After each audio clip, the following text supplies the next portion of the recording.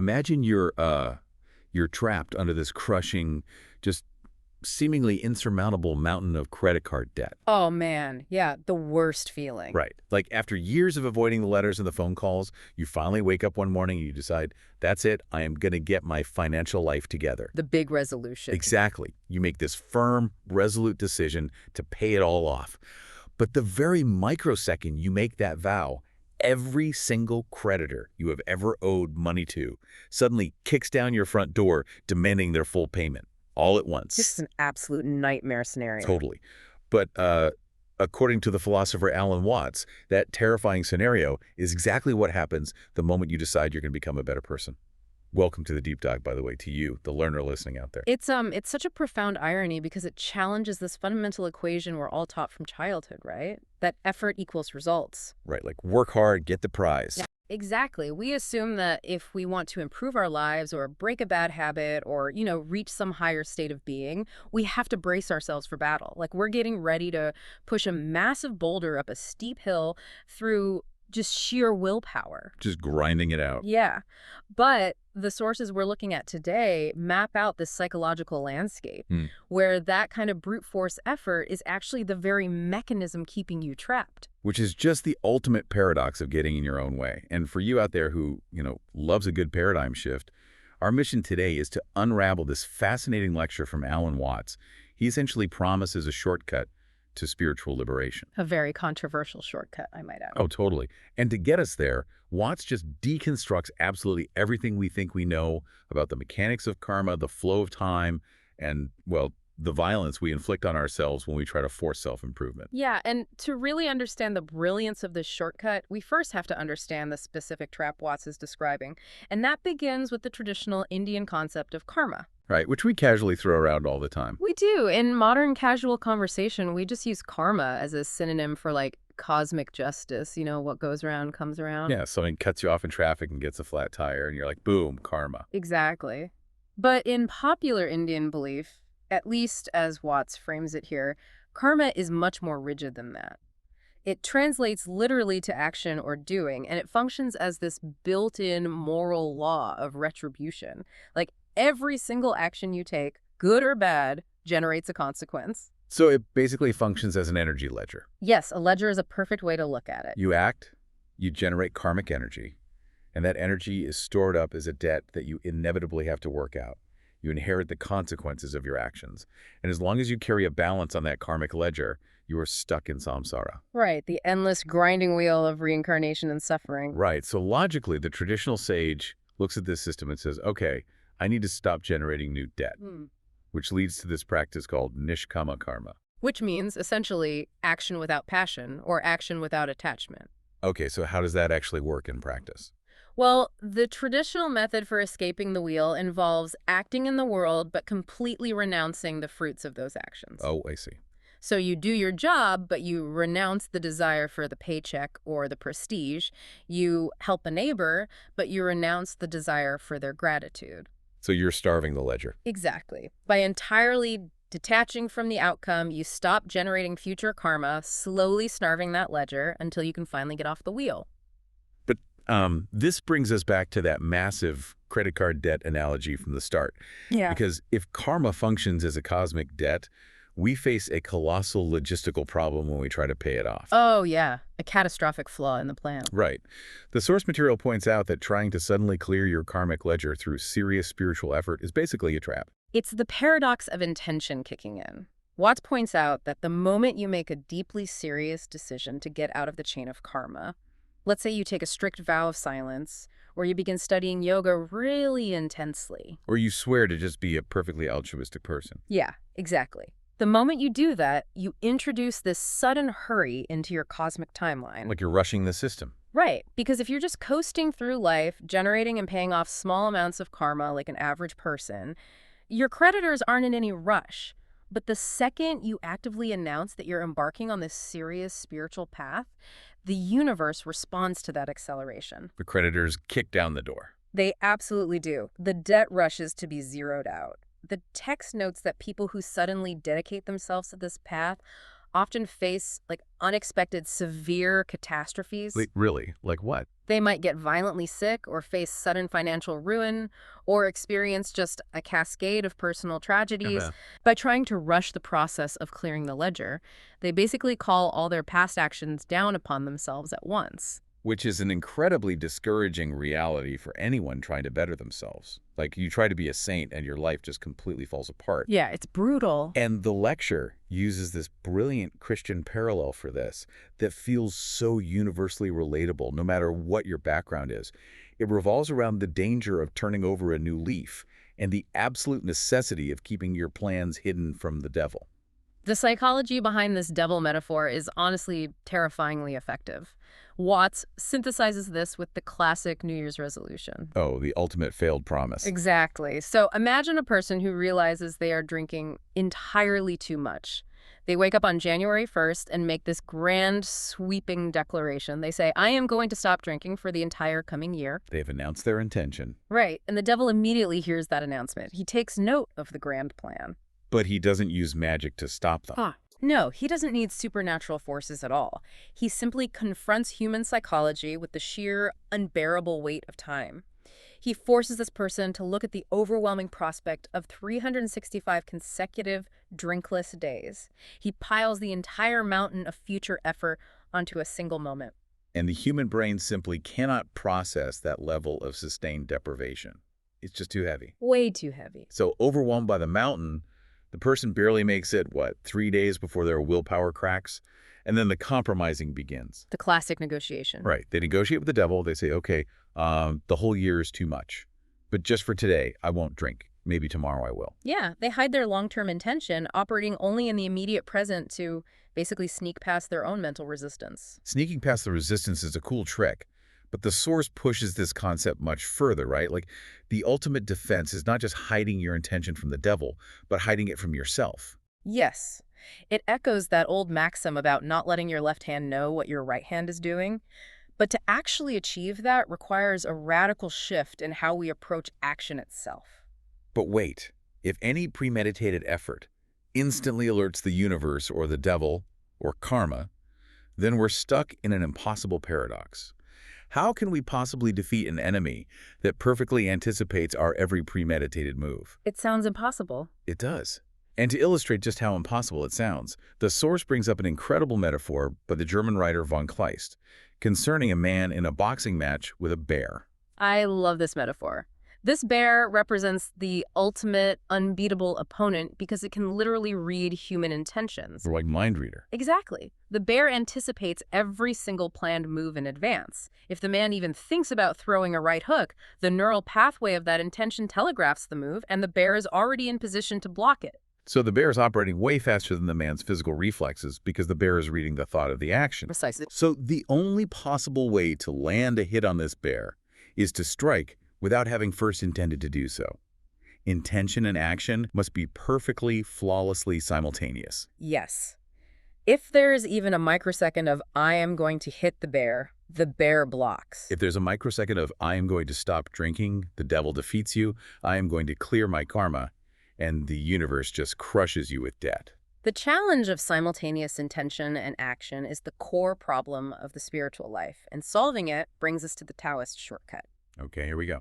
The Taoist has mastered the art of getting free from karma without making any previous announcements. They bypass the boxing bear entirely. They don't send out a save the date for their enlightenment. They just arrive. Right, they just show up. And the lecture provides a profoundly physical analogy to contrast this Taoist shortcut against the traditional grueling methods. Imagine you're standing in a rail yard, looking at a massive freight train with hundreds of cars, and you're tasked with unloading all the cargo. So, the gradual way, the traditional method of burning off karma piece by piece, would be to walk all the way to the back of the train, uncouple the very last car, shunt it onto a side track, manually unload every piece of freight, and then walk back to the next car to repeat the process. Which sounds exhausting. It is an exhausting, lifelong endeavor of basically pushing the boulder up the hill. But the Taoist looks at the train, analyzes the mechanics of the problem, and chooses the simplest possible solution. The elegant solution. Right. You just walk up to the very front of the train, pull a pin to uncouple the engine from the very first car, and just drive the engine away. Oh, done. You sever your connection to the entire massive load of karma in a single instantaneous motion. You don't challenge the cargo to a fight. You simply leave it sitting on the tracks. Because it relies entirely on cleverness and insight rather than muscle and endurance. But, the text makes a really fascinating psychological observation about human nature here. We are deeply, deeply suspicious of things that are too easy. We possess this profound vanity regarding difficulty and struggle. Watts points to the mystic teacher, Gurdjieff, who purposefully designed his spiritual disciplines to be as rigid, demanding, and incredibly difficult as possible. Because Gurdjieff knew his audience. Hmm. We are completely addicted to the aesthetics of struggle. We really are? Like if a guru tells you that liberation is actually perfectly easy and requires no heavy lifting, your immediate reaction is suspicion. You assume it's a scam. Oh, absolutely. It's the exact same psychology we apply to physical exercise. If you leave the gym without sweating, grunting, and feeling sore, you convince yourself you didn't actually get a workout. Right. People flatter their own egos by choosing the most punishing path available. They want the badge of honor that says, I am a serious, dedicated student who's suffered from my enlightenment. And the Taoist perspective is highly accommodating to this vanity. The Taoist basically says, look, if you insist on doing it the hard way to satisfy your ego, go right ahead and unload the train cars one by one. Knock yourself out. Yeah, have fun. But if you're willing to abandon that vanity and use your intelligence instead of your brute effort, the shortcut is sitting right there. I get to play devil's advocate on behalf of the listener, though. Isn't uncoupling the engine just fundamentally cheating? Cheating? How so? Well, imagine we're in a contest of pure physical strength. We're grappling, pushing against each other with everything we have, and suddenly, instead of using my muscles, I employ some slick judo trick, use your own momentum against you, and just flip you flat onto your back. I'd be pretty mad. You'd be completely justified in being furious. You'd say, you didn't use your strength, you didn't play by the rules of the contest. That's fair. And the historical texts anticipate this exact outrage. Inferior intelligence always accuses superior intelligence of cheating. Really? Just straight up cheating? Yeah, it's a necessary defense mechanism to save face when someone bypasses the struggle you've tied your whole identity to. You claim they won by unfair means. But in the realm of spiritual liberation, the universe does not employ a referee to award extra points for how much you sweated. Right, there's no gold star for suffering. And the sixth patriarch of Zen, Huineng, addressed this controversy explicitly. He categorized practitioners into two camps, the gradual school and the sudden school. Which is a huge distinction. Yeah, and both schools ultimately arrive at the exact same destination of liberation. Mm-hmm. But Huineng bluntly stated that the gradual school, the path of endless, grueling effort, is for slow-witted people. He did not mince words. Not at all. He said the sudden school, the shortcut, is reserved for fast-witted people who can grasp the immediate way. And grasping that immediate way, basically striking the bear without premeditation, requires us to completely deconstruct our perception of reality. Okay, how so? Well, if the Taoist shortcut demands that we act instantly in the absolute now, we have to fundamentally rethink the architecture of time itself. We generally conceptualize time as this continuous, unbroken line marching from the past through the present into the future. Right, like a timeline. But if time is an unbroken line, we're hopelessly trapped. We'll always drag our past karma behind us, and we'll always be premeditating our future moves for the bear to block. So how did the Source actually dismantle this timeline? Watts introduces the radical philosophy of Dogen, the great 13th century Japanese Zen master. Dogen proposed a concept that totally defies our everyday logic. He said there is absolutely no such thing as a progression in time. No progression. That immediately hurts my brain. If there's no progression, how do we get from yesterday to today? I know, it's wild. But Dogen uses the changing of the seasons to explain it. He states that spring does not become summer. It doesn't? No. There is first the state of spring. It's a complete, self-contained state of being. And then there is the state of summer. They are entirely separate entities. Okay. In the exact same physical and psychological way, the you that exists in this exact microsecond does not become the you that exists 10 minutes from now. Oh, wow. The T.S. Eliot analogy from the text really solidifies this. In his Four Quartets, Eliot argues that the person who stepped onto a train platform from the station is fundamentally not the same person who is currently sitting on the train reading the newspaper. Right. They are completely separate, isolated instances of being. Because the cellular makeup is different, the mental focus has shifted, the environment has changed. Exactly. The person who pressed play on this deep dive, 15 minutes ago, is a memory. They no longer exist. That's a trip. It is. The person processing my voice at this very second is a newly manifested entity. Each state is separate, locked in its own absolute place. Consequently, the person sitting here right now is not the person who will eventually experience death. Letting go of a continuous self is just an incredibly jarring concept. Yeah. But the visual analogies Watts provides really expose how our brains manufacture this illusion. The optical illusions are the best part. Yes. Think of a classic revolving barber pole with those red-white stripes. When the cylinder spins, the human eye perceives the red lines moving endlessly upwards, traveling up the pole and disappearing at the top. We've all seen that. But if you stop and analyze the physical reality, nothing is actually moving vertically. The pole is just spinning in place. The upward progression is a complete fabrication of the brain's pattern-matching software. Yeah, and the illusion of outward movement in water operates the exact same way. If you drop a pebble into a still pond, you see concentric rings of waves expanding rapidly outward from the center. It genuinely looks like the water itself is traveling horizontally across the pond. But the actual water molecules are just bobbing straight up and down in place. The kinetic energy moves, but the water doesn't. Exactly. And the most profound image the source offers is taking a lit cigarette into a pitch-black room and twirling it rapidly in a circle. Your eye clearly sees a solid, continuous ring of fire suspended in the dark. But there is no ring. Right. The solid circle is a biological glitch created by the slowness of human perception, tracking a single, isolated point of fire moving through space. And that optical illusion is the absolute foundation of our suffering. The source argues that our entire sense of having a continuous life, a solid self that travels from the past, suffers through the present, and worries about the future is exactly like that cigarette ring. It's just a trick of the light. It's an illusion created by the rapid succession of isolated moments. This realization leads to this profound Buddhist axiom. Suffering exists, but there is no one who suffers. Deeds exist, but no doers are found. A path there is, but no one who follows it. So if the you traveling through time is just a trick of the light, the practical question becomes one of mental mechanics. The brain instinctively stitches these static frames together to create the movie of our lives. How do we stop the brain from chaining these moments together into a solid block of anxiety? Well, the mechanics of breaking that chain rely on the Chinese concept of none. Ni, how does that work? The written character for 9 is incredibly revealing. The top half of the character means now, and the bottom half means the mind or heart. So a 9 is a single, isolated instant of thought. Okay. When you place the characters together, no and 9, it represents thought after thought after thought.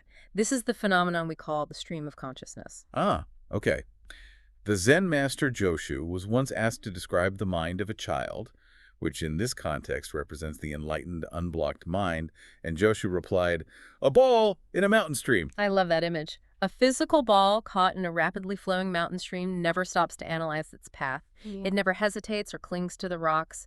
It simply flows instantly with the current of the water. It just goes. Right. The unblocked mind functions exactly like that. One thought arises and vanishes, immediately followed by the next, with zero hesitation.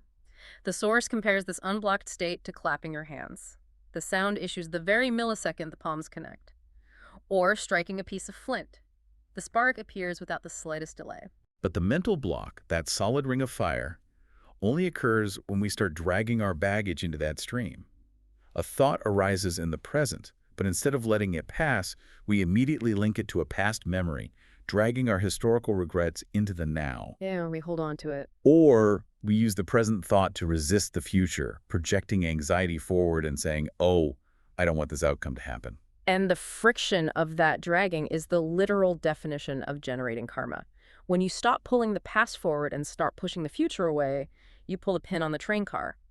You drop the connection and the chain breaks. But stepping back and looking at this practically, I have to challenge this mental state using the music analogy that Watts himself raises. Yeah. Because if we successfully sever the connection between the past, the present, and the future, aren't we essentially training ourselves to listen to music with a tone-deaf mind? Walk me through the mechanics of that concern. Well, a melody only exists because of continuity. You only perceive a beautiful piece of music because your brain remembers the note that just played, combines it with the note currently vibrating in your ear, and anticipates the resolution of the note that's about to come next. Right. So if you truly isolate every nayan, every instant of thought, doesn't a soaring symphony just devolve into a series of completely isolated, senseless noises? By eliminating the continuity, don't we eliminate all meaning from human experience? It is a phenomenal counterargument, and Watts actually concedes that, to a certain extent, yes, that is precisely what Buddhists mean by suchness. The goal is to strip away the complex manufactured meanings we project onto reality so we can witness what is simply barely there. Yes, the raw, unfiltered data of existence. Exactly. Because the brutal truth is that our desperate evolutionary need to manufacture continuity and meaning is the root cause of our deepest psychological agony. Consider the ultimate human fear, the process of dying. Oh, it's a big one. Biologically speaking, dying is a remarkably simple event. The physical organism just ceases to function. The physiological act of the heart stopping isn't the true source of the terror, though. No, the terror arises because you are attempting to drag an entire lifetime's worth of accumulated past behind you into that final moment. You're trying to hold on to your accomplishments, your relationships, your carefully constructed identity, and your cherished memories. All the baggage. Yeah. All of that past is purely abstract memory by the time you reach the end, but the prospect of losing that continuity feels agonizing. If an individual were capable of simply dying purely in the present instant without the crushing weight of the past or the unfulfilled expectations of the future, the transition wouldn't be a problem at all. Wow. Let's scale that profound concept down, though, from the ultimate fear of death to an incredibly relatable, everyday example of suffering from the lecture. The psychological phenomenon of the dreaded Monday morning. Ah, yes. The perfect laboratory for testing this philosophy. Right. Imagine you wake up on a Sunday morning. You're lying in a warm, comfortable bed. You have a fresh cup of coffee. The sun is shining. And you have absolutely no immediate obligations. Sounds perfect. It does. But you have a massive presentation at work on Monday morning. And suddenly, the entire pristine, beautiful Sunday is utterly ruined by a sense of dread. And the Sunday is ruined because the mind is amalgamating the present reality with a future projection. When that person eventually wakes up on Monday morning, they will once again just be lying in a comfortable bed. Right. But they bypass the physical reality of the Sunday coffee, projecting themselves into the hurdles they have to jump at the office the next day. They manufacture sadness, boredom, and anxiety in a present moment that contains absolutely none of those threats. They allow a future that literally does not exist yet to completely poison a perfectly safe present moment. So the Taoist solution to the Monday morning problem is brutally simple. Live exclusively in the present instant, and the psychological problems vanish. And the Zen masters were famously pragmatic, almost blunt, about applying this. The Tang Dynasty master Lin Chi observed that there is no place for using effort or struggle in spiritual practice. His revolutionary advice was simply, sleep when you are tired. Move your bowels when nature calls. Eat when you are hungry. That is the entirety of the practice. Lin Chi knew perfectly well that people would laugh at the simplicity of that instruction. Yeah. He noted that the ignorant will laugh, but the wise will understand the profound difficulty of actually executing it. The goal is to treat every single day as a good day. But to achieve that state, there is a massive cognitive requirement. You have to train your brain to treat days like onions. Treating days like onions requires a specific mental circuit breaking. What does that process actually look like? It means acknowledging that the layers of the onion come one after another, tightly packed, but you intentionally refuse to link them together. When the thought of Monday's terrifying inbox arises over your Sunday coffee, you don't fight the thought that would be swinging at the bear. Right, don't fight the bear. You simply recognize the thought as a singular nine, and you don't attach the next thought to it. You don't let yesterday's failures bleed into today's actions. You do not let tomorrow's presentation cast a shadow on the warmth of the coffee mug currently in your hand. Watts refers to this mental discipline as the atomization of life. You break reality down into its smallest indivisible parts. Things just do what they do. The flower blooms, the water flows, the person walks across the room. There's no grand, overarching narrative or terrifying final destination. Just the instant. Yeah. And when you truly internalize that atomization, the relief is staggering. The boulder you've spent your entire life pushing up the hill simply vanishes into thin air. Which brings us to the ultimate question. If we successfully atomize our lives, where does this leave us? Do we just wander through the world like disconnected zombies, aggressively refusing to remember the past or plan for the future because we're terrified of accidentally generating karma? Not at all, and this is where the philosophy circles back to a really beautiful synthesis.